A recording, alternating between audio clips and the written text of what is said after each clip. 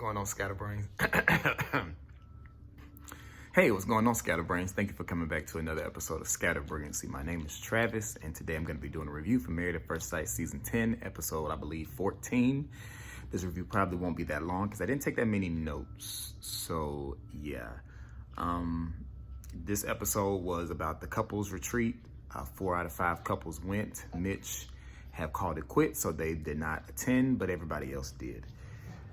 So I started off taking notes like couple by couple, but then I realized it's just, let me just kind of go in order of what's happening, but I'm not doing a full breakdown. We'll just kind of pick out a couple of things that happen with each couple, and I'll just kind of talk about those. I know somebody asked me to give my thoughts, like personal thoughts on stuff, so I'll try to remember to do that as we go through the video. But everybody's going to this place. I don't really know where they're going. I guess I missed it, but it's not in Washington, D.C. I guess it's somewhere in the area. I don't know. But they're in this large place and there's a bunch of rooms. And let's see, Carrick gets there first. I said I'm not doing play-by-play. All right, so let's talk about Carrick. So Carrick's biggest thing right now is Katie still feels a way about whatever it was she saw when she went to Derek's home in the garage. The whole poem she saw makes her feel a kind of way because he's already expressed to her that he's not gonna probably be in love with her. It'll probably take him like 6 months to a year. But she finds this letter, this poem that he wrote when he was younger, and it just seems so deep. Like he just, oh my God, how could someone not be in love write something like this? I mean, it's perfectly possible for somebody to not be in love and still be able to write about love. I mean, you know, how many movies have been written about something somebody didn't actually go through? But this whole episode, Katie has been feeling like, oh, we're gonna give her a new name too. Katie? Yeah, Katie. Annoying. Well, no, not that kind of name. Childish. That either. Katie, at one point in this video, in the episode, they stole a golf cart and she felt like they were doing hood rat stuff. But, you know, just so that we're clear, there are no golf carts in the hood like that. So I felt like y'all ain't really being hood rats. Maybe y'all being like suburb rats or something like that. But people don't steal golf carts in the hood. They steal cars. Okay? So I think we're gonna call her Hood Rat Katie. I want to call her Hood Rat Katie. We'll call her Hood Rat Katie for now. So Hood Rat Katie is feeling like she's doing everything in the marriage, that she's initiating everything when it comes to physical intimacy. He ain't trying to jump her bones, she's trying to jump his. And she wants him to put forth more effort, but Derek is just kind of feeling like, you know, hey, what's the big deal, you know? And they went back and forth about that plenty of times. They got into a big argument at the retreat about it because at one point during the dinner, Derek seemed very friendly with Taylor, her wig, and her new phone, and that bothered Hood Rat Katie. So she ended up leaving twice at different points during the dinner because she was just so upset about the attention that Derek was giving, the other women there. And I don't really know what Hood Rat Katie's issue is. I don't know what the root of it is, but to me, it just seems like she's over him. You know, I think I might have said when the season first came on, they were going real hot and heavy at the beginning, and it's probably all gonna fizzle out. And that's pretty much where it is. All the newness of being with somebody and sleeping with them early on, all of that has worn off. And at this point, she's now having to deal with just who he is and not the idea of him. And in realistic terms, Hood Rat Katie does not like who Derek is. She wants to change Derek into who she wants him to be, which is, their marriage is not going to work because if you can't accept somebody as they are, you might as well just go ahead and cut your losses. So that's all I got for them. Justin is pretty much going through the exact same thing. Jessica is in love with Austin. Austin has not said it yet. I think last week he made it clear that he definitely feels something for her, but he did not use the L word. So that's pretty much their struggle right now. Nothing has changed for them. I think my personal view, since that's what somebody wanted, I don't think you should desire for someone to use a word about the way that they feel about you. I think you just kind of have to let things happen.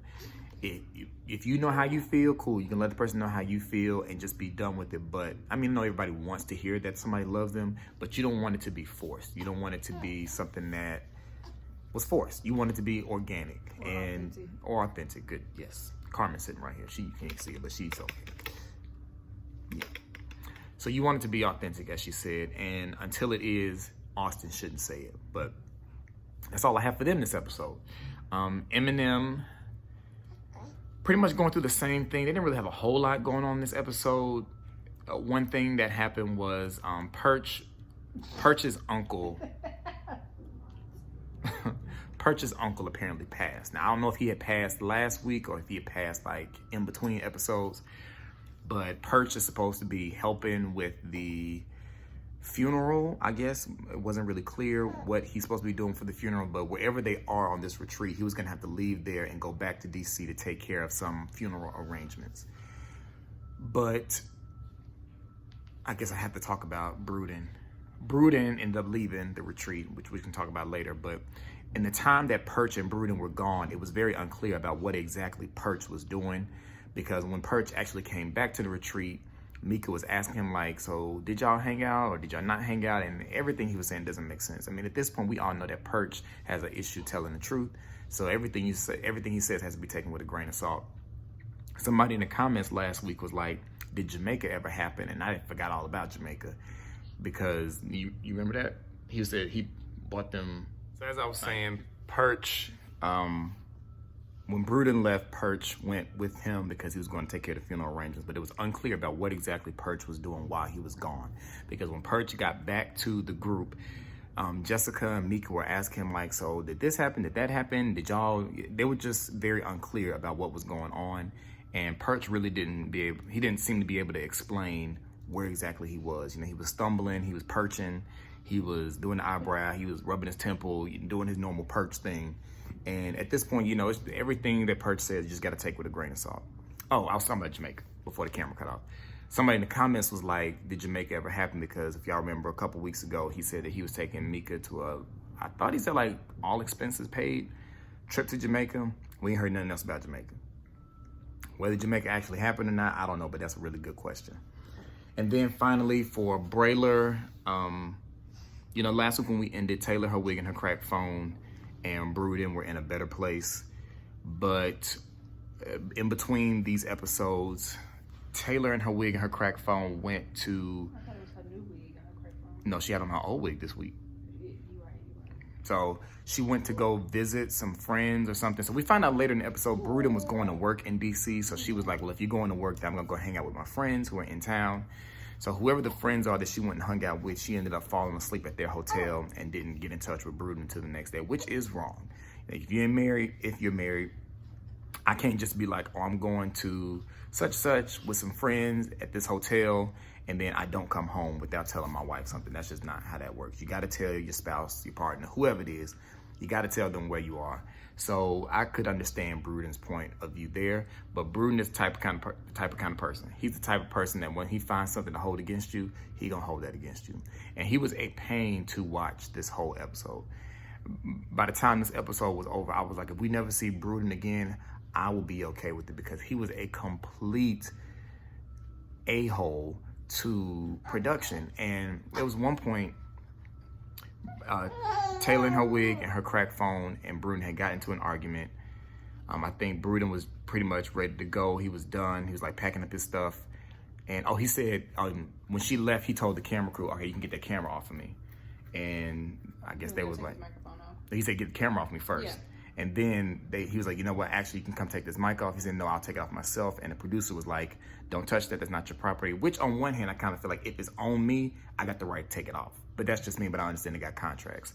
So from that point, it was a power thing for Bruton. And whoever this producer was, he was not gonna let him have his way. So Bruton was like in his face, saying like, what you gonna... Like a whole bunch of names. And he was like, what you gonna do about it? I mean, he was pretty much trying this producer, but I guess this producer thinking more so about his job and knowing that this is just a season, this is a show he can work on again somewhere else. He wasn't about to risk his job over Bruton. Because clearly Bruton, like I don't know if I told y'all, but I read that he was not invited to the reunion because of his behavior.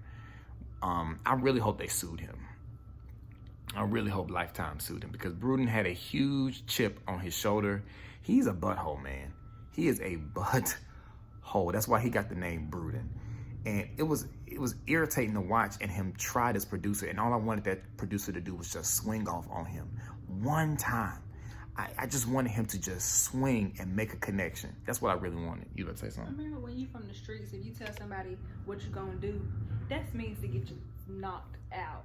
Like, you can't just walk up to anybody and be like, what you gonna do? And expect anybody to just be like, oh, I'm not gonna do nothing. Because if you do that to me, you just might get what you asking for. But I guess in this kind of situation with cameras and contracts and it being a job, you know, maybe he was like, I'm on work, I'm at work, you know. I just wondered if it had been, no offense to nobody of any other kind of race, I had wondered if it had been one of those other producers, like one of the big black one that we had saw later in the episode, if it had been him, would Bruton have responded the same way? Probably not. I kind of feel like because that guy was short and white, no offense, that's what he felt like he could talk to him that way. Because, I mean, Bruton has a superiority complex, in my opinion. Did I say something? No. Oh. So that was a big thing that happened for them. Bruton left and went back to DC and never came back to the retreat. At some point, he wasn't gonna be there the whole time anyway because he had to go to work, which was the thing that Michael was riding with him to go do. Because the other thing was the day that they were leaving, Bruton gets in the car and he's like, he locks the door so Michael can't get in because he thinks the producer's about to try to make him come talk to Taylor and her wig and her cracked phone. And he was like, no, they just said when I get in, we're gonna leave. But he thinks everything's a setup. So we see him kind of walking off into the forest and we don't really know what happened. You know, maybe he's going to visit Hansel and Gretel or something, but that's pretty much the gist of this week's episode. It wasn't a whole bunch, in my opinion, of anything. Let's see some things that jump out of my notes. Katie and Derek talked about having period sex. Eminem slept in different rooms.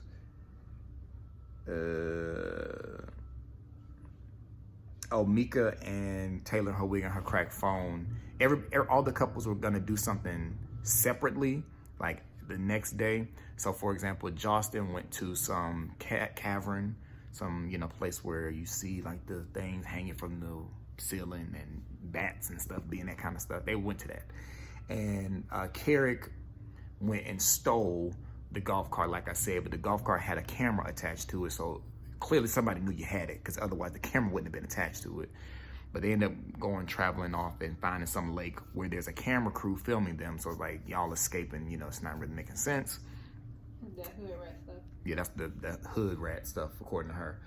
But Mika and Michael's excursion was going to be them going to do some old paranormal activity type stuff, going to talk to ghosts and ghouls and all that kind of thing. That ain't really my scene. I ain't trying to talk to the people who ain't here no more.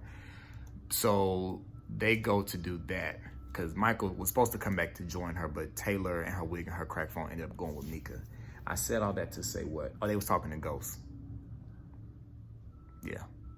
So that's pretty much all. I mean, the episode was, interesting, but nothing, serious happened. I'm tired of looking at Katie. I'm tired of looking at hood rat Katie. I'm tired of looking at her. She getting on my nerves. Somebody said that she looked like Ginger from Chicken Run, and I was never ever gonna bring that up. I was never ever gonna bring it up, but because she got on my nerves this episode, I'm gonna go ahead and bring that up. So if you've never seen Chicken Run, it's about some chickens trying to escape a farm, and there's a main character named Ginger. You know which character that is? They said she looked like Ginger, and ever since then I could never not see it, but I never said anything because I don't want anybody to think I'm picking on anybody. But that's it. Y'all let me know what y'all thought of the episode.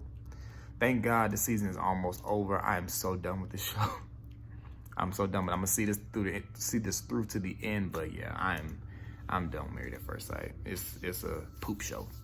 But y'all remember to like, rate, comment, subscribe, share if you feel like it. Tap the notification bell.